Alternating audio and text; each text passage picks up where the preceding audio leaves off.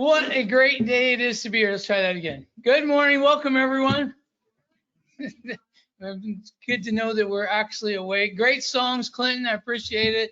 In the first group today, we had 35 souls in here, and it was good. It was exciting, and I tell you, there was a moment where Drew was getting ready to pray, and everything was just silent, and a little baby in the back started cooing, like a total classic coo, and it was so cute. And I thought to myself, if Big Ron was here right now, he'd say amen already.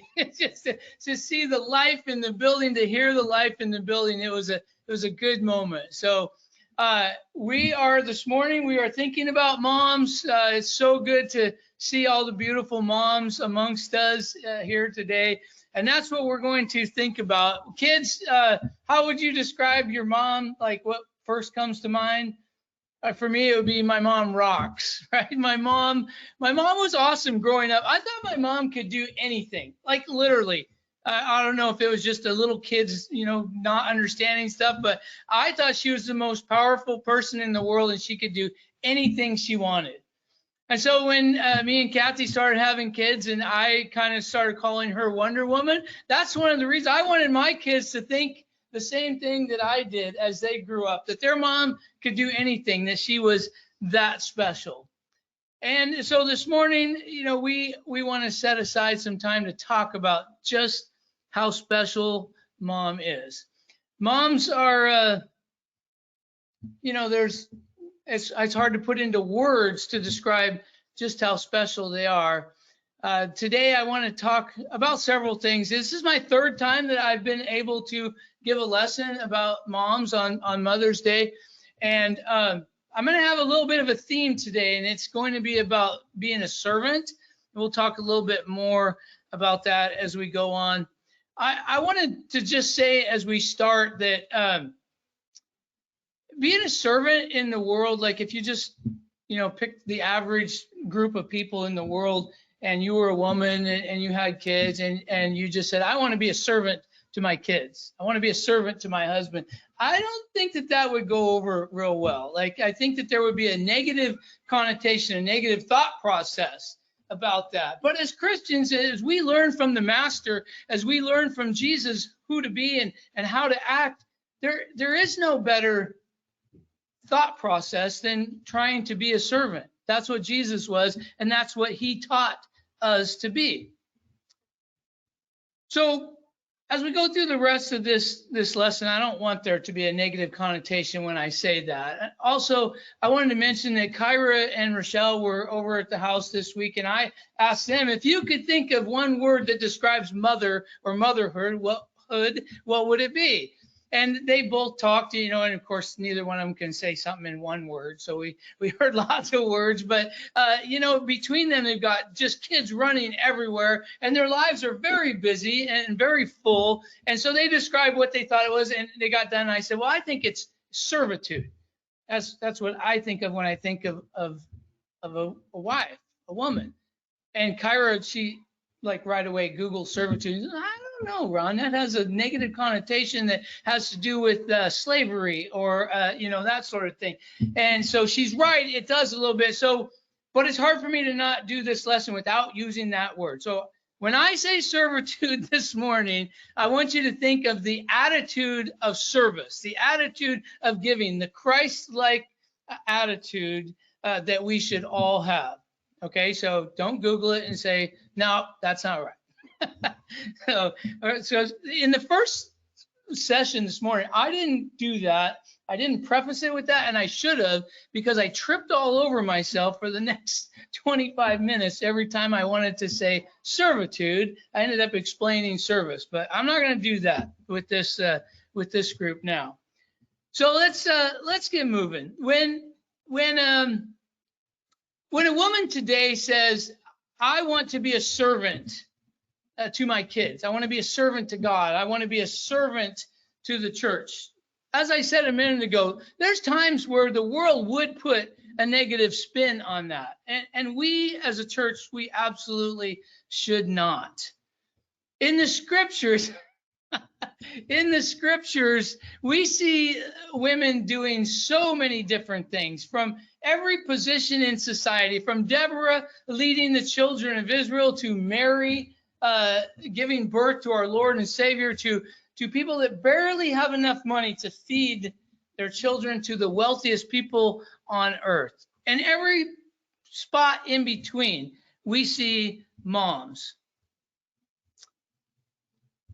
Today, we want to talk about how much we respect moms, how much we want to, recognize that. And we want to think in a practical way. I mean, mom is the person that we want there giving us wisdom. We want them telling us about life. We want them guiding us in life. And we want to honor that and respect that. As I was thinking about the lesson this week, this guy, I don't know if you ever heard of him, J.D. Vance. He's a best-selling author, a Marine who fought in Iraq. He came home. He was very, very poor individual, very poor family. He came home from Iraq and he went to Ohio State. He earned a bachelor's, and then he went on to Yale, to one of the best institutions in the United States for learning. And he got a law degree there. And after going through all that, after living a corporate life for the last 10 years, he was interviewed last week and he said, my mama, which was what he calls his grandma, who was the woman that did most of his raising, she was completely uneducated. And he said, she is the smartest person on earth. That's what he said. And I thought, that is honoring. That is so beautiful that he can say that after being in the smartest places in the world and still say, no, she is the smartest person I know. That is respect. So as I said a moment ago, I was able to do the lesson last year and the year before, and I've taken a little bit of a different theme, a little bit of a different twist on each one. And I was telling Kathy on Wednesday, I'm going to use Isaiah 66 again, because I said, I think I'm going to use it every time I ever give a lesson on Mother's Day, because I think it is the most honoring aspect of any segment of society. If God compares himself to you as a segment of society, it doesn't get any more honoring than that. In Isaiah 66:12, it says, For thus says the Lord, behold, I will extend peace to her like a river, and the glory of the nations like an overflowing stream. And you shall nurse, you shall be carried upon her hip and bounced upon her knees. As one whom his mother comforts, so I will comfort you. That's honoring. That is such a beautiful thing, such a beautiful comparison, that I just don't want to overlook that. And today we do recognize moms, and we ask ourselves, what are the challenges that mom faces? What are the things that we admire about mom? What does she do? The things that I want to bring out today is that as a servant, as mom considers herself a servant, as we consider her a servant, that she is Christ-like, because that's what we consider as the ultimate example for us to look to, as being a servant. When we think of what a mom does today, when we think of what a mom did in yesteryear and in our lives growing up, it's pretty amazing. Like I said, I thought my mom could do anything in the world. And when you think about all the stuff that they go through on a day-to-day basis, they get up, they take care of their children, they work toward raising godly children, work toward keeping a house, work toward making us look decent and helping the kids to act decent, and all the while doing what? Their number one goal is to get to heaven themselves. And so they're still studying, they're still working on their own spiritual house. Women, you are absolutely amazing. Moms, the things that you do. Paul recognizes what a gift it is to be a servant, and he talks about it in Romans 12:6. He says, having gifts that differ according to the grace given to us, let us use them. If prophecy, in proportion to our faith; if service, in our serving. So he recognizes that, and he brings that out, talking about our service. And does anybody show more of an example of what it is to be servants of one another than mom? Is there any more noble task, I would ask you, any more noble job, any more noble thing that you could be involved with than being a mom?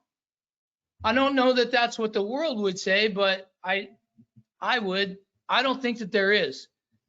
Raising children, being a wife, being a mom, I don't think that there is anything more noble. I want to read from 1 Thessalonians chapter 2 and verse 5. And without coming right out and saying it, I want you to hear how much respect the Apostle Paul has for you, moms, and just how he sees that dedication and that love that he sees in a mom. 1 Thessalonians 2:5, for we never came with words of flattery, as you know, nor with the pretext for greed. God is witness. Nor did we seek glory from people, whether from you or for others, though we could have made demands as apostles of Christ. But we were gentle among you, like a nursing mother taking care of her own children. So being affectionately desirous of you, we were ready to share with you not only the gospel of God, but our own self. Our own self. That's dedication to serving someone else. And to me, I hear the Apostle Paul's appreciation for you, moms. It's a huge job to be a mom. It's a huge job to accept that role in life. And sometimes it does last quite a while. 1 Peter chapter 4 and verse 10, as each has received a gift, use it to serve one another as God's steward of God's varied grace. When I think of this word steward, I think of somebody who's been in charge, somebody who's been gifted to do a specific job and is in charge of making sure that something goes the way that it should. And that's what moms do. They're so good at that, just keeping everything organized, keeping us going the right direction. But it still is all about serving. It's about giving of yourself to help another. And I just wanted to notice that mom doesn't always mean biological mother that gave birth to us. You know, sometimes it can be an adopted mom. Sometimes it can be a surrogate mom. I've had so many ladies in my life that have helped me through, you know, and that called me son and I called them mom. So there's a lot of different people that we can consider when we think about mom. Mom is a servant. And there should never be a negative connotation about being a servant. I mean, look at some of the ways that it is used in the scriptures. Colossians chapter 1, verse 7. Just as you learned from Epaphras, our beloved fellow servant. Titus 1:1. Paul, a servant of God. Hebrews 3:5. Now Moses was faithful in all God's house as a servant. James 1:1. James, a servant of God. Jude 1:1, Jude, a servant of Jesus Christ. It is a position that has been elevated. To be a servant is somebody that we should be looking up to. To be found being a servant as a woman today or in the 1st century or in the 10th century, it should always have a positive connotation because it's a very positive thing. I mean, without moms that want to be servants, where would we be? Not in a very good spot. That's the reality of it. What we see in mom in our lives is a servant that actually embraces that. A woman that understands and accepts the responsibility for herself and literally for her entire family at the same time. Is somebody that understands time management for sure, right? As we think about how wonderful ladies are, we think about the work that they do. And we've already mentioned how in any given day, all the stuff that's going on in their lives. But what else does mom do? She has the ability to just stop on a dime and say, oh, Ron, you're having a bad day. I can see Ron's having a bad day. I got to put all this other stuff aside and I got to go encourage my husband. and be there for them. She has the ability to do that. Mom has the ability to read between the lines and gets a text message from her friend that says, uh-oh, problem. I need to help this friend. All of a sudden, kids are a lower priority, husband's lower, maybe even dinner's a lower priority because she has great time management and she goes and helps and is a servant to her friend. That's what mom does. She's constantly prioritizing and figuring out time management and being a servant to everybody. Without mom's ability to actually do that, I think that many of us would look back in our lives and say, I wouldn't be the person that I am. I wouldn't be as smart as I am. I might not even be here if it wouldn't have been for mom helping me out. No, Brian, I'm not going to make a joke here because I don't want the wrath of Sarah the rest of the day. But moms are absolutely incredible. When we contemplate a life of servitude and we think of being a Christian, we think of being a disciple of Christ. I mean, that really means that we learn from Christ and we learn what being a servant is. We learn how to be a giver and we learn how to love, and we certainly learn how to be a servant by looking at Jesus.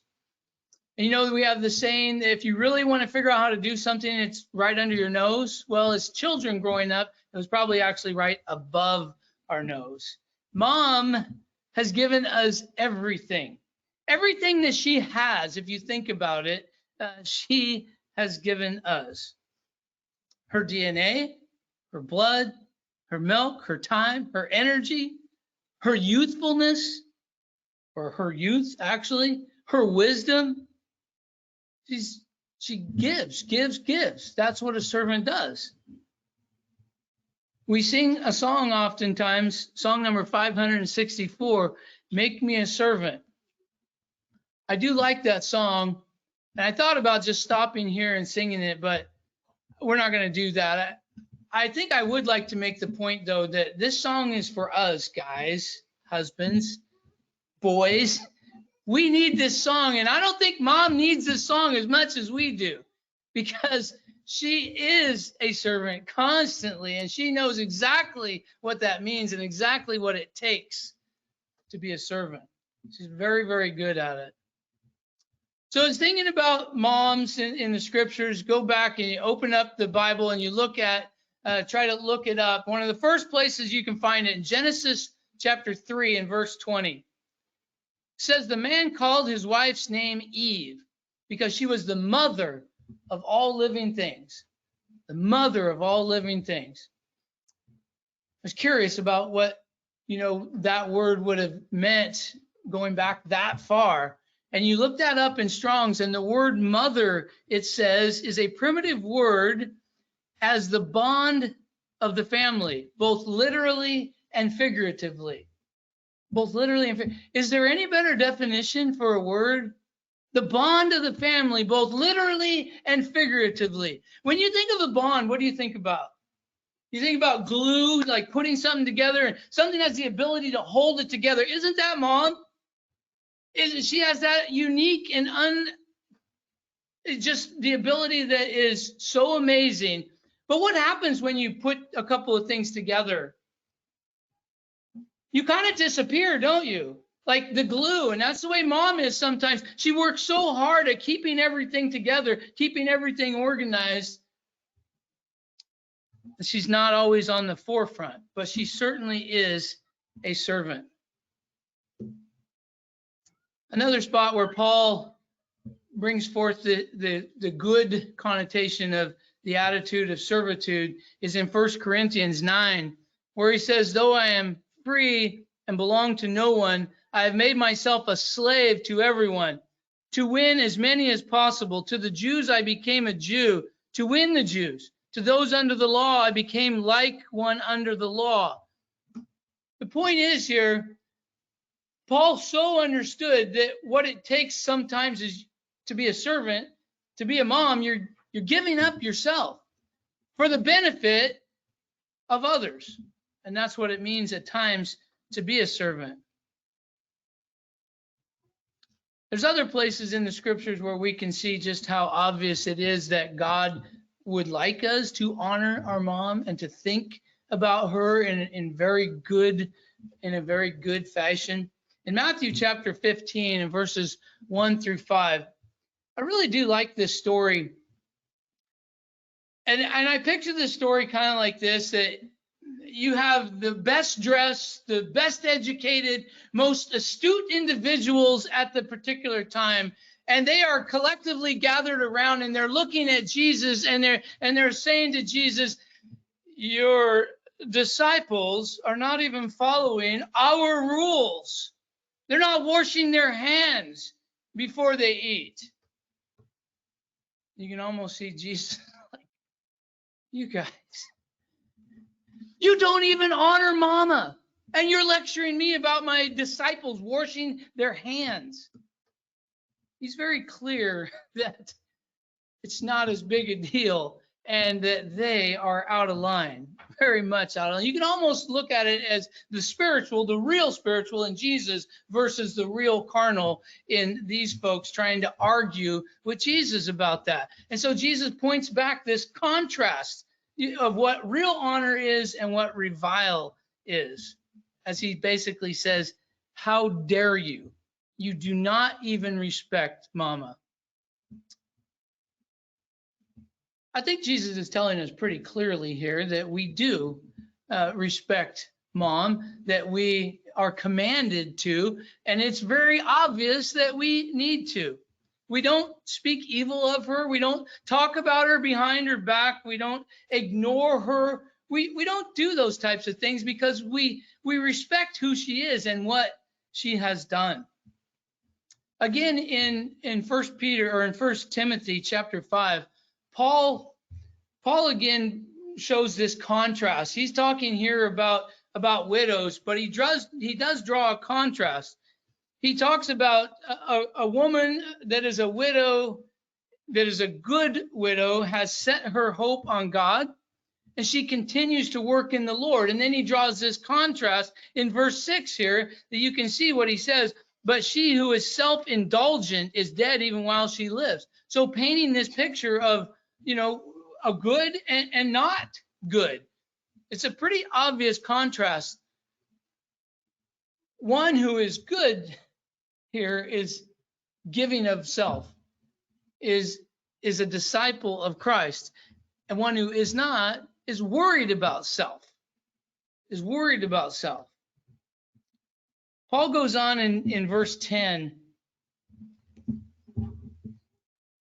to actually explain to us what she looks like, the good servant. It says, having a reputation of good works, if she has brought up children, has shown hospitality, has washed feet of the saints, has cared for the afflicted, has devoted herself to every good work. That's what she looks like. She's a servant. Every one of those things is somebody who is serving someone else. So Paul clearly brings up the difference there. So today we as a world, as a society, as a country, we call it Mother's Day to actually recognize, to lift up, to honor moms. Do we do it exactly the same everywhere? Probably not.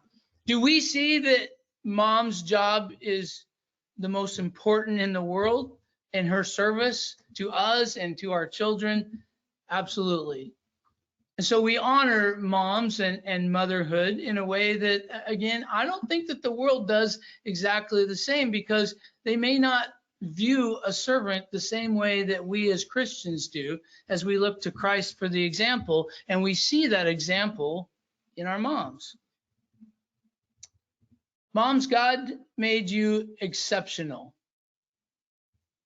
made you to where you can do things that nobody else can, specifically for us. And that is not a sexist comment. That is more of a birds and the bees comment. It's just the truth. No one can serve a baby womb service like you. You could smile here. That's womb service. Okay.